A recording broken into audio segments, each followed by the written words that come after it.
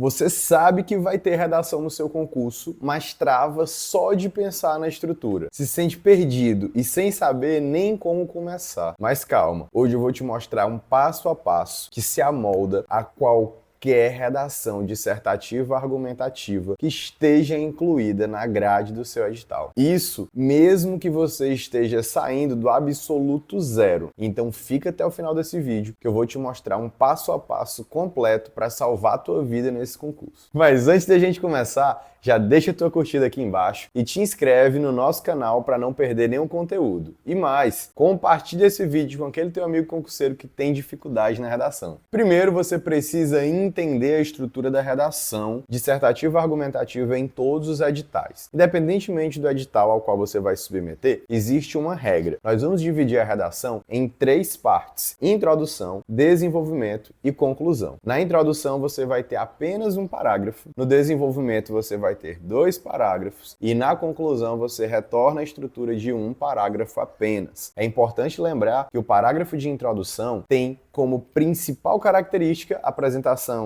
isso mesmo, a tese. No desenvolvimento, a principal característica que nós vamos encontrar é a apresentação dos argumentos. Lembrando, se você tem 2 parágrafos de desenvolvimento, você vai ter necessariamente 2 grandes argumentos. E a seguir, o parágrafo de conclusão. Esse parágrafo de conclusão tem uma estrutura variável de acordo com o edital. Tem edital que exige a proposta interventiva. Então, em alguns editais, você obrigatoriamente tem que apresentar uma solução para os problemas apresentados na conclusão. Em outros editais, não é obrigatório apresentar a proposta interventiva, mas também quando você o faz, não traz necessariamente problemas para a sua avaliação. Então, em resumo, você pode sempre fazer a proposta interventiva, salvo casos excepcionais, mas nem sempre ela vai ser obrigatória. Tem edital que traz a obrigatoriedade de proposta interventiva e, além disso, ainda oferece uma pontuação absurda por essa característica do texto. E aí você vai fazer uma análise caso a caso. Mas em resumo, a estrutura é isso. Mas antes de a gente continuar, eu tenho que te dizer, se você está se preparando para algum edital específico, não perde tempo. Vem no link aqui embaixo na descrição do vídeo e conheça o nosso treinamento de redação. No treinamento de redação, eu vou trabalhar contigo um cronograma individualizado para o concurso que você quer fazer. Vou disponibilizar aulas na minha plataforma, direcionadas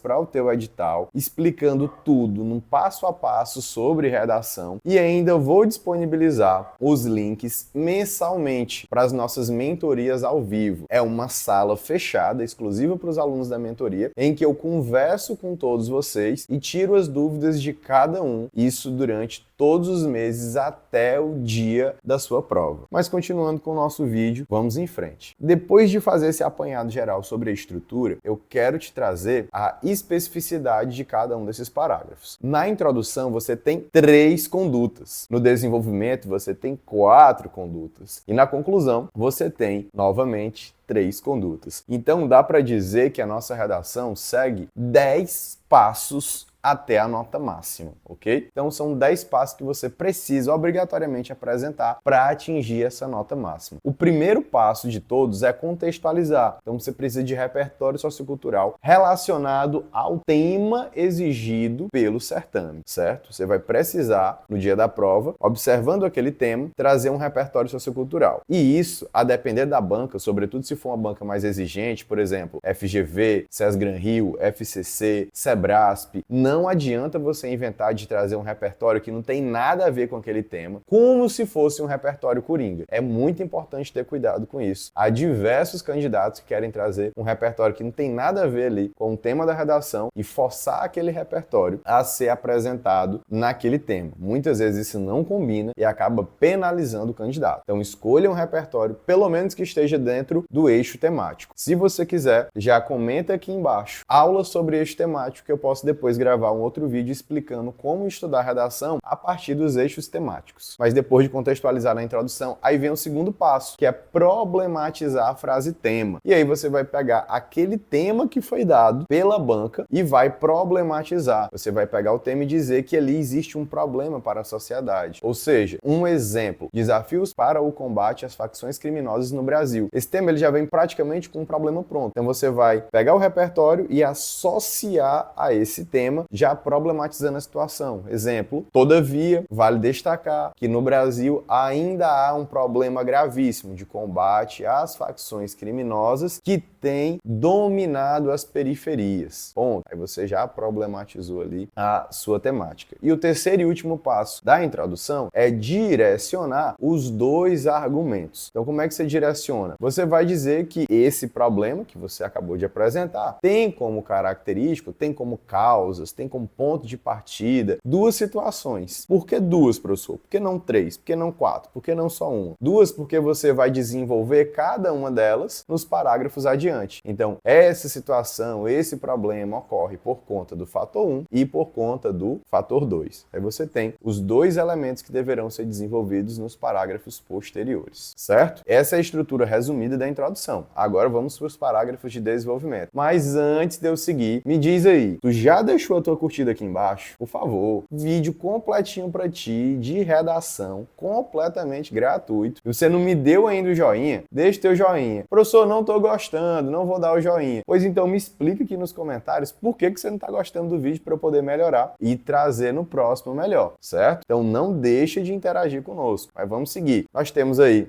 dois parágrafos de desenvolvimento. Cada um vai trazer um argumento relacionado ao tema e cada um deles deve ser iniciado com um conectivo. Vou dar aqui alguns exemplos de conectivo nesse contexto, nesse sentido, para o desenvolvimento 1. Ademais, além disso, para o desenvolvimento 2. E aí você já vai começar. Lembre-se que a estrutura para o desenvolvimento 1 é a mesma estrutura para o desenvolvimento 2. A diferença é o conteúdo. Cada um deles vai ter um argumento. Mas anota, são 4 passos na estrutura do desenvolvimento. Seja desenvolvimento 1, seja desenvolvimento 2. Passo 1, tópico frasal. Você vai resgatar o argumento. Passo 2, fundamentação teórica. Você vai trazer agora um novo repertório, mas associado ao argumento apresentado. Passo 3, aprofundamento argumentativo. Aqui você pode utilizar a estratégia de causa, explicação, contradição, consequência, exemplificação, para trazer mais substância para o seu argumento. E por último, o arremate. No arremate você pode trazer consequências ou até mesmo reiterar o problema daquele argumento e até influenciar a necessidade de uma medida interventiva. Essas são possibilidades aí, lembrando que são 4 estruturas: tópico frasal, fundamentação, aprofundamento e arremate. Você vai repetir essa mesma estrutura no desenvolvimento 2, claro, com o conteúdo do segundo argumento, e agora você chega no parágrafo de conclusão. Sempre inicie o parágrafo de conclusão com um conectivo conclusivo. Exemplo, portanto, dessa forma, dessa maneira. Uma sacada sensacional aqui. Jamais, isso vai virar até corte no nosso Instagram. Inclusive, se você não segue o nosso Instagram ainda, não perde,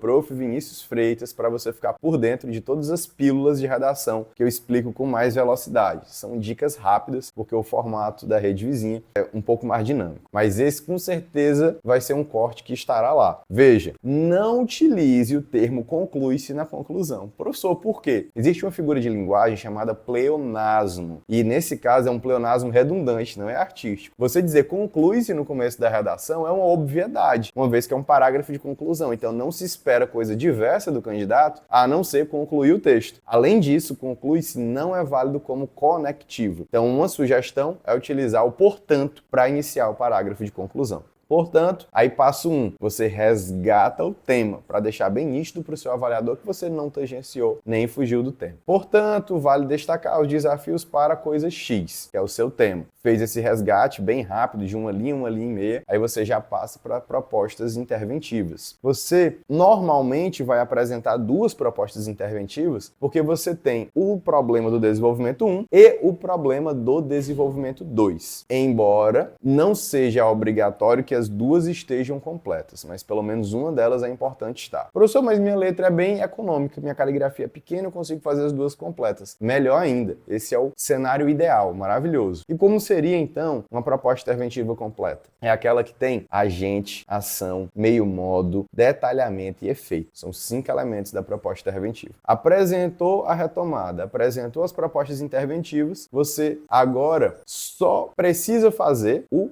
fecho, que eu gosto de chamar de desfecho triunfal. Como é que você fez esse desfecho triunfal? Você resgata o repertório que já tinha sido apresentado lá na introdução. E aí você faz aquele gancho. Dessa forma, a realidade, ou dessa forma, o texto ficcional poderá encontrar paralelo, poderá encontrar semelhança na realidade brasileira. E aí você utiliza do jogo de palavras para conseguir associar aquilo que foi apresentado na introdução como repertório para o fecho do seu texto. Professor, e se eu não tiver mais espaço? Dentre todos esses 10 passos que eu trabalhei contigo nesse vídeo, o que você ainda pode prescindir é esse último passo, que é um fechamento, para deixar o texto esteticamente mais harmônico, mas que também não é obrigatório em termos de pontuação, ok? Se você tiver gostado do nosso conteúdo, não esquece, por favor, de deixar aqui o teu joinha, de compartilhar esse vídeo com o teu amigo concurseiro que tem problema na redação, e eu tenho certeza absoluta que agora, a essa altura do vídeo, você já está inscrito no canal. Se você não estiver inscrito no canal, não é aprovado. Todo concurseiro aprovado que fez prova de redação já se inscreveu no canal do professor Vinícius Freitas. Então não perde tempo e vem comigo aprender redação. Valeu!